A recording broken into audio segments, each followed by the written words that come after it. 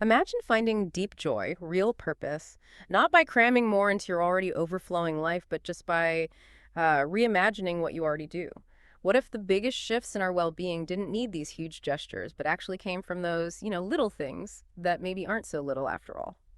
Welcome to the Deep Dives. Our mission today is to unpack exactly that, how these simple, intentional shifts in your everyday routines could be the first sip of coffee, could be reflecting at night how they can profoundly boost your physical, your mental, and your spiritual well-being. We've pulled together insights from, well, all over mental health experts, mindfulness gurus, basically giving you a shortcut to making every single day feel a bit more special. Yeah, and in this deep dive, we're definitely going to explore those crucial differences between just plain habits and really powerful rituals. We'll look at the science, the fascinating reasons why these small intentional actions have such a big impact on our brains, our bodies. And then, really importantly, we'll give you some practical, actionable ways you can actually weave these into your day. We're drawing from experts at places like Calm, Better Up, Rituals, va.gov, even some cool insights from, online communities like Reddit and Psychology Today. Okay, let's dive right into that then. What is the big difference between a habit and a ritual? Because honestly, sometimes they sound pretty much the same. That's fundamental. Habits, like we often talk about, are those things our brain does on autopilot. They're behaviors we do without much conscious thought. It's efficient, saves brain energy. Right, like washing your hands after the restroom. You don't really think about it. You just do it. Yeah. Exactly. Your brain's just running a script. Yeah. Now, rituals are habits, but they're sort of elevated. They're still repeated actions, sure, but you consciously add intention, you add attention. They're chosen actions. They have personal meaning, maybe even societal value. Yeah. That goes way beyond just the practical outcome. Okay, so it's the meaning you bring to it. Precisely. Yeah. There's this author, Casper ter Kuile, who puts it really nicely. He calls rituals bridges that help us cross from one way of seeing the world to another. Yeah. So when you practice a ritual, you're not just doing something, you're kind of enacting values like gratitude or connection, or just finding a moment of calm. I like that bridges. It reframes the whole idea. And speaking of mindset, you mentioned before how our brains have this negativity bias, right? Always looking for threats. How do glimmers fit in there? What even are they? Right, the negativity bias. Super important for survival back in the day, maybe less helpful now when it makes us focus on the bad stuff. So, glimmers. This term comes from Deb Dana, a clinical social worker. They're basically micro moments, tiny little cues of safety, peace, joy, things that signal to our nervous system that it's okay to relax, to feel regulated. Micro moments, like tiny little sparks of good. Kinda, yeah. They're not huge events. They're small, often fleeting things that help us shift back to a calmer state. Okay, give us some examples. I think people will recognize these. And then, crucially, how do we get better at actually noticing them? Because they sound like they could slip by easily. Oh, absolutely. Think about the feeling of warm sun on your face. Simple, right? Okay. Or just having people you care about nearby, quietly in the same room. That smell of coffee brewing in the morning, that's a classic glimmer for many. Or even seeing a dog with its head out a car window, just enjoying the breeze. These are all examples from the sources. Okay, yeah, I can picture those. The key thing isn't just that they happen. It's that we consciously tune in. We have to practice slowing down, just for a second, observing, and letting that little flicker of peace or happiness actually register. It's an active practice. The more you do it, the better you get at catching them. So it's about paying attention on purpose. Exactly. And when you start collecting these glimmers, and you intentionally weave in meaningful rituals, that's when you see a real impact on your overall well-being. The World Health Organization defines well-being as a state of complete physical, mental, and social well-being, not just, being sick. And the research backs this up. Focusing on nurturing your energy, really prioritizing sleep, managing stress, these things significantly boost health and happiness. It's not about adding hours, it's about enriching the ones you have. It's kind of amazing, isn't it, that these seemingly small things can be so impactful. You mentioned mental health benefits. How can simple rituals act like a natural antidepressant, as some sources put it? How does that work with the brain chemicals? Yeah, it's more than just feeling good. These chemicals, dopamine, serotonin, endorphins, they're vital regulators. Dopamine gives you motivation, that reward feeling. Serotonin helps stabilize your mood. Endorphins are like natural mood boosters and pain relievers. When you engage in a ritual, you actively stimulate the release of these. It creates this positive feedback loop. Ah, so the ritual itself becomes rewarding. Exactly. Yeah. Your brain starts associating that mindful morning routine, or whatever it is, with feeling calm and good, which, makes you want to do it again. It reinforces the habit, but in a positive, intentional way. So it builds on itself. It's not one big fix, but this continuous process. That makes sense. And what about this ripple effect? How do these small moments build a foundation for, overall health, both emotional and physical? They seem so small sometimes. Think of it like compounding interest for your well-being. Yeah. Every small, intentional act is a deposit. Over time, they add up to huge returns, whether it's mindful movement, how you eat, connecting with people. These micro-investments build resilience. They help regulate your nervous system, dial down chronic stress, and literally strengthen the brain pathways linked to positive feelings. And really, consistency is so much more important than duration.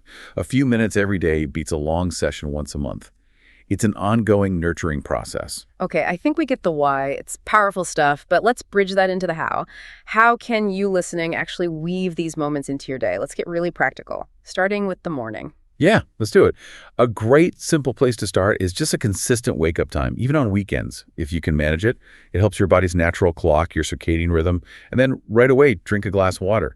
You're naturally dehydrated after sleeping for hours, and even mild dehydration, Dr. Ravi Gill points this out, can cloud your thinking. So, hydrate first thing. It replenishes you, helps flush things out, signals a fresh start. Okay, wake up, hydrate. Got it. Then what about moving? I know I feel better if I move, but finding the time, does it have to be a huge workout? Not at all. Even just 5 to 15 minutes makes a difference. Gentle stretching, maybe some Pilates, or just a brisk walk around the block. Right. Claire Mills, a physiotherapist we looked at, says morning movement kickstarts your day in the best way. She talks about the endorphins boosting mood and clarity, and I guess making that choice to move, even for 5 minutes before the day grabs you, that feels like a ritual in itself. Prioritizing yourself. Exactly. That intentionality is key. Then maybe an invigorating shower. You could try ending with just a few seconds of cold water. It's a bit of a jolt, yeah. But it boosts circulation, releases more endorphins, wakes you right up. Or if cold showers aren't your thing, use scents. Energizing ones like sweet orange or cedarwood can help shift you from sleepiness to alertness. And if you have maybe another 5 or 10 minutes, meditation. Definitely. Even a short morning meditation can be transformative. Just sit quietly, focus on your breath. It grounds you, cuts stress, sets a calmer tone for the whole day. It's about preparing your mind, rather than just reacting to emails first thing. Good point. Less reaction, more intention. And finally, breakfast. Fueling your body properly. Protein, healthy fats, complex carbs. Gives you sustained energy, avoids that mid-morning slump. It's about honoring your body's needs. Okay, so those are some solid morning rituals. What about during the day, when things get hectic? How do we stay present and connected then? Nature walks are surprisingly powerful. Even just getting outside for a bit, a walk in a park, even around the office block, it clears your head, lifts your mood, and it actually lowers cortisol, that stress hormone. There's this whole field, ecotherapy, which is basically using nature therapeutically. It helps calm down that fight or flight response. I definitely feel better after being outside. And what about cooking? You mentioned turning that from a chore into something meaningful. Yeah, absolutely. When you're cooking, try to really pay attention. Notice the smells, the textures, the sounds.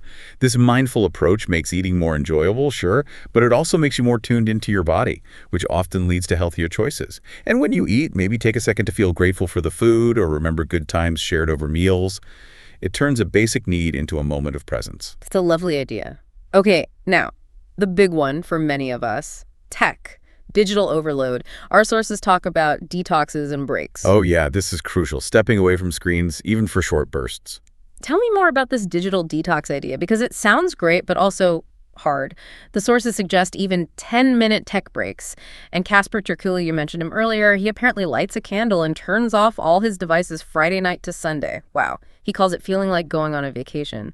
Is this about a dopamine detox? What does that mean? Essentially, yes.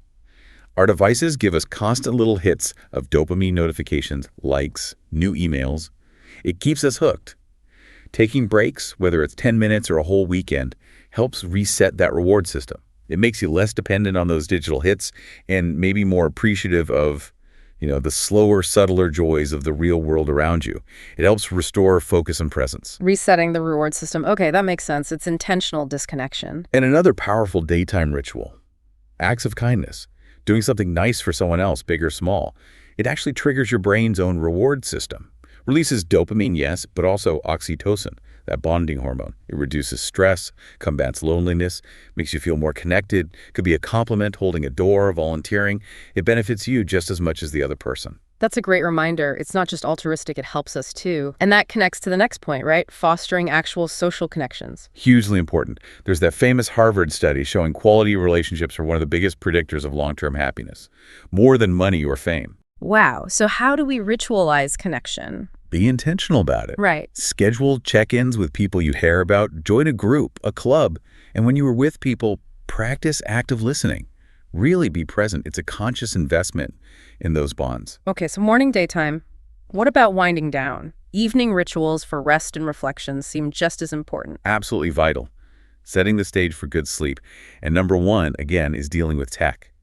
Disconnect from screens at least an hour before bed. That blue light really messes with melatonin, your sleep hormone. Swap screen time for something calming, read a book, listen to gentle music. Let your brain actually unwind. And create the right atmosphere, right? Dim lights, maybe soothing scents like lavender, and keeping the bedroom cool. I've heard that helps. It does. Experts recommend keeping it between 60 and 67 Fahrenheit. That's about 15.6 to 19.4 Celsius. Yeah. A cool, dark, quiet room signals sleep time to your brain. It's a crucial ritual for preparing for rest. Okay. What about snacks or drinks? Keep it light if you need something. Sleep-friendly snacks like cherries or kiwi might help. And definitely non-caffeinated herbal teas, chamomile is a classic. Avoid heavy meals or alcohol right before bed. They really disrupt sleep. Think of it as gentle nourishment before stillness. Makes sense. And reading, not on a screen, obviously. Right. Reading a physical book is fantastic. It's a mindful escape, lowers stress, can even lower blood pressure, and definitely promotes restful sleep. Helps you disengage from the day's worries. And breathing techniques or gentle movement. Yes. Mindful breathing is powerful. Try the 4-4-6 technique. Inhale for 4 counts, hold gently for 4, exhale slowly for 6. It really calms the nervous system. Gentle yoga or stretching can also release any physical tension you're holding from the day. It's a nice way to complete that wind down. And finally, one that feels really potent, reflection and gratitude journaling. Taking time to think about the day, maybe write things down. Oh, this one is huge. Spending just a few moments reflecting. What went well? What was challenging? What did I learn? Journaling helps process it all, reduces stress, brings clarity. But the gratitude part specifically, how does writing it down make such a difference? Yeah, why writing versus just thinking it? The research here is pretty amazing, actually. People who regularly write down things they're grateful for, even just weekly, tend to exercise more, have fewer physical complaints, feel more optimistic, and just generally more satisfied with life. Some studies show writing down 3 good things that happened each day and why they happened can make people happier and less depressed for months. Wow, for months, from just writing things down. Yeah.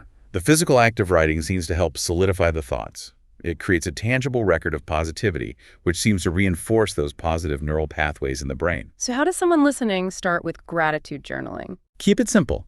Find a regular time, maybe right before bed. Aim to write down, say, 3 to 5 things you're grateful for from that day. And don't just list them. Take a moment to really feel the gratitude. Reflect on why that thing matters to you. As you said, writing it down seems more powerful than just thinking it. Use a nice journal, put notes in a jar, use an app, whatever makes the ritual feel meaningful to you. Making the ritual itself special. Exactly. And one more layer to that, expressing gratitude directly to someone. There was a study, The Gratitude Visit, where people wrote and delivered a letter of thanks to someone who'd made a difference. It gave a significant happiness boost and reduced depressive symptoms for weeks afterward. Sharing the gratitude completes the cycle. That's beautiful. A powerful act of connection. So as we wrap up this deep dive, the big takeaway seems to be that well-being isn't this huge, far-off goal. It's really a journey, built one small, intentional step at a time. The magic isn't about finding extra time you don't have, but about bringing intention and attention to the moments that are already there. Precisely. And please, don't feel like you have to do all of these things starting tomorrow. That would be overwhelming. Just pick one, or maybe 2. Something that resonated with you. Start small. Consistency really is more important than how long you do it for. these benefits compound over time. So here's a final thought to leave you with. What if the greatest transformation isn't about completely overhauling your life, but simply about starting to notice and truly making count all those countless little things that were always there just waiting for you to see their magic?